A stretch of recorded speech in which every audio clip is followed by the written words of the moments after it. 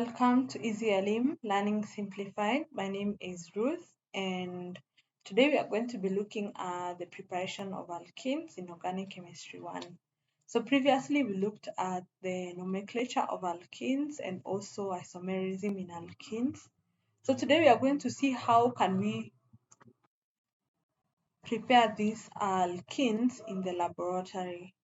So, and then later on you are going to also look at a few questions. So let's look at the preparation. So we'll start with the preparation of ethene. So a mixture of ethanol and concentrated sulfuric 6 acid in the ratio of 1:2 is heated in a flask to a temperature of 160 degrees Celsius and 180 degrees Celsius. So you notice in this preparation there are usually always some conditions necessary for the reaction to occur. So you notice first of all, for that reaction to occur, we need concentrated sulfuric acid. You realize later on the function of this concentrated sulfuric acid. Then you also notice that for this reaction to occur, we are heating it. So heating also is another condition that we need, or it's another condition that is required for this reaction, and not just heating to any kind of temperature. We need it to rise up to between 160 and 180 degrees Celsius. So you notice this especially when we are writing the equation. We need to have that range in place. When you're asked in the exam, you can give values between the range. You do not give the range in your answers. So ethanol and concentrated sulfuric acid, as you can see in the diagram, they're usually mixed in a round bottomed flask and then heated, and then the ethene or ethylene gas is produced over water. One of the things you notice in this experiment is a colorless gas is going to be produced, and this colorless gas is collected by over water. So you remember this is the method of collection, and whenever we have a method of collection, it tells us one of the properties of the gases. And in this case now, ethene means that it is insoluble and unreactive with water, and it is also lighter than water. So the equation for the reaction, as you can see, as I said earlier, we put the conditions on the arrow, and in this case, we can also add the heat, either the heat sign or you write the range of temperatures. So you can see the ethanol is reacted with sulfuric acid to form ethene, and there's some water that is given off. So at 160 to 180 degrees Celsius, sulfuric acid dehydrates. So note the word dehydrates, the ethanol. So dehydrating is removing water from a molecule. So removing a water molecule from it and then remaining the CH atoms rearrange and combine to form ethene, which is collected as a colorless gas. So you notice if you were to open up this structure for ethanol, I know we have not learned on the alcohols yet, but if you open it up, you notice it's like this. And on the second carbon, that's where the OH is attached to. So basically this OH on the first carbon and H on the second carbon are brought together to form water, and then the remaining are bonded to form the double bond. They rearrange themselves. So if we were to heat this solution at temperatures below 140, we shall form a different compound called ether, which is the one that is formed. So it is important when we are heating it, even in the laboratory, we take note of the temperatures, otherwise you are going to form a different compound than what you intended to get. And then ethene can also be prepared by passing hot aluminium oxide over ethanol. So the aluminium oxide acts as a catalyst. So it also dehydrates. We are going to come to that in a minute. So the first reaction encountered in this experiment was that of production of ethene by the dehydration of alcohol, that is ethanol over heated catalyst.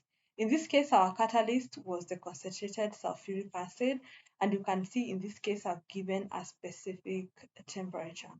So the acid catalyzes normally Catalysts are usually used either are concentrated sulfuric acid or concentrated phosphoric acid. So concentrated sulfuric acid produces inconvenient and rather messy results. However, not only is it an acid, but it's also a strong oxidizing agent. So it oxidizes some of the alcohol to carbon dioxide, and at the same time, it's reduced to sulfur dioxide. So when you look at this setup, it's slightly different from the setup that we started with. So there is a setup where we introduce a conical flask containing sodium hydroxide, and the purpose of that sodium hydroxide is to remove the carbon dioxide that may be produced or sulfur dioxide that may be produced in the reaction. So both of these gases are removed, and they're usually removed by passing the gas through sodium hydroxide, which absorbs both carbon dioxide and sulfur dioxide. So you notice we also use sand in the reaction.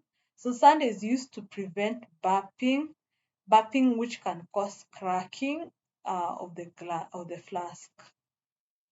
So if we were to use aluminium oxide, which is an alternative, so ethanol is soaked in cotton wool, and then aluminium oxide is heated. So ethanol is passed through aluminium oxide, and aluminium oxide also does the same function by removing water from ethanol to form ethene.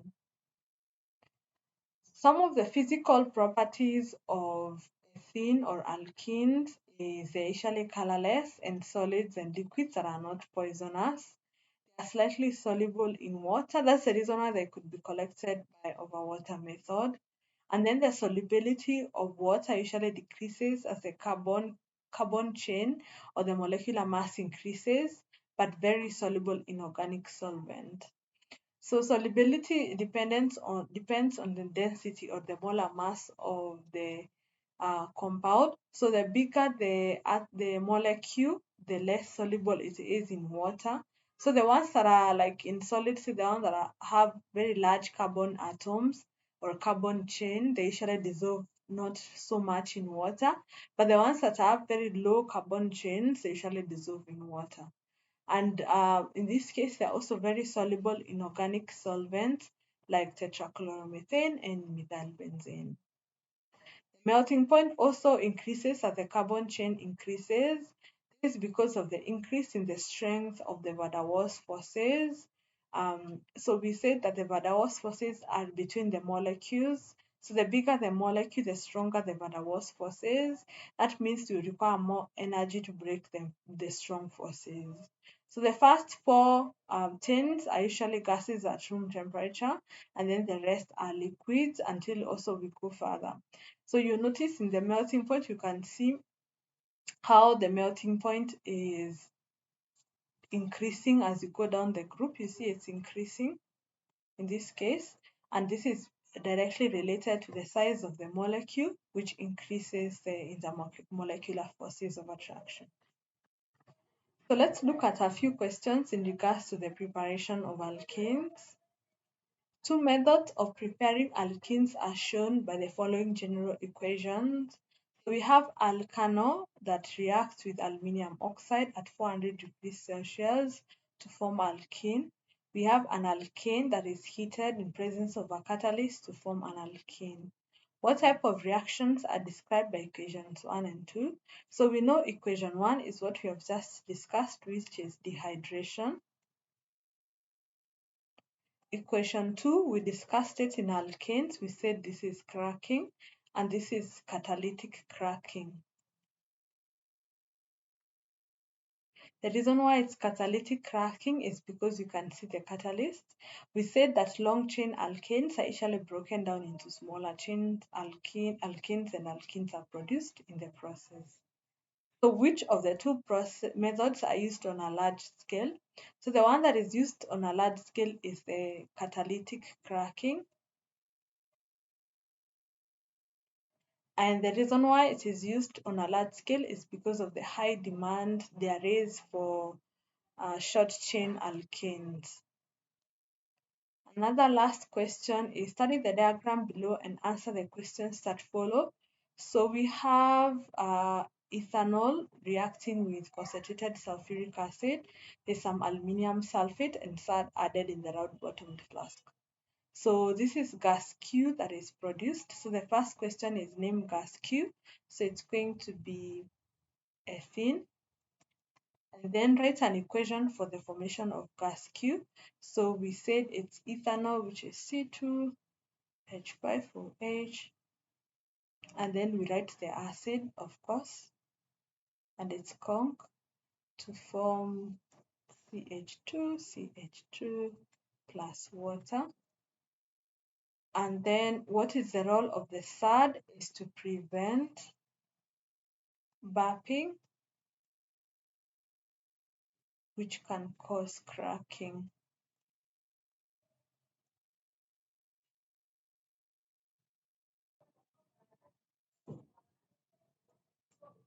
of the flask. And what name is given to the type of reaction taking place in the setup? So we said this is dehydration.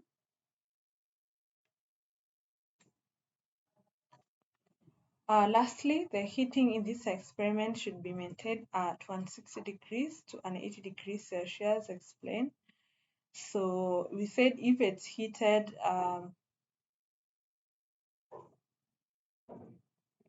below this temperature,